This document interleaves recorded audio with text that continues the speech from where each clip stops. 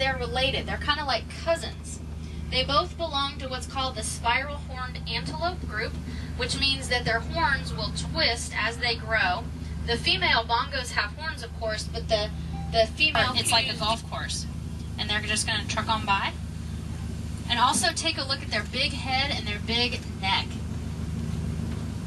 What I think is really cool is they have this big lump right behind their ears. And that is one muscle.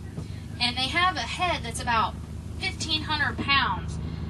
And when they put their head down, the muscle stretches out and there's no bump there. But when they pick their head up, you have a big bump right behind their ears, and that's the one muscle. So I kind of think of it like a bicep. When the head goes down, they come up on the grass, and then they walk along the banks of the river and graze at night. And this is one of the reasons why hippos are so dangerous in Africa, is that they guard their bank of the river.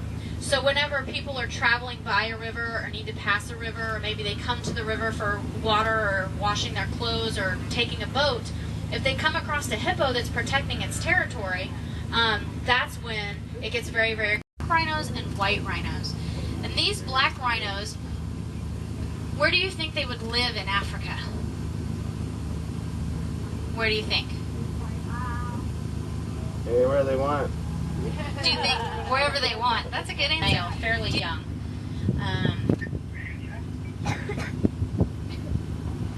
We have several adult male eland over at the lodge. They're really big. They're definitely more gray than these guys. Their color, the coat of their color sometimes can signify age. It can sometimes mean dominance as well. These are younger individuals, so they aren't quite as dominant, and they haven't fully turned gray yet. Do you notice anything about their coat pattern that we've seen before?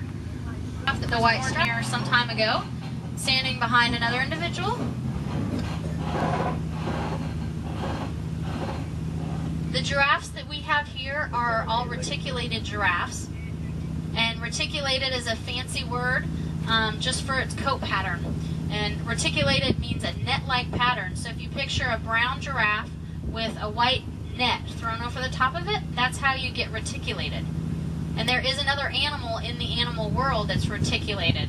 So if you think of it, I'll let you ponder it for a minute. Let me know. Yeah, all the way in the back I heard snake. Good job. Reticulated python. It's nothing fancy, it just means it's a brown snake with a white net looking pattern on it. There's a giraffe elephants over here, actually three, 2 adults and 1 baby. This is our youngest male, who I believe is just over a year now. Is that right? Not even a year. It all gets mixed up after a while to me, since I'm not over here every single day. Sometimes I lose track of their birthdays. He is with his mom there, and also with an auntie. An elephant herd is run by females, and they are very, very social, and they also have a kind of like a very orderly system of how they do things. So when a baby's born, the mother will take care of it, but the auntie will do most of the babysitting and things like that. So it gives the mother a chance to take a break. Oh, look, he's drinking with his little trunk. So he's sucking up water, and then he's putting the water in his mouth and letting it go. When the trunk is full grown, it can hold somewhere around 3 or 4 gallons of water. But of course, that little, they have to learn to use their trunk, so they have to learn to suck up water and put it in their mouth, because when they're first born as an infant, they would nurse from their mom using their mouth. They don't use their trunk to nurse. So what they would do is they would put their trunk behind their head, open their mouth, and latch on and nurse that way. So it takes a while to learn.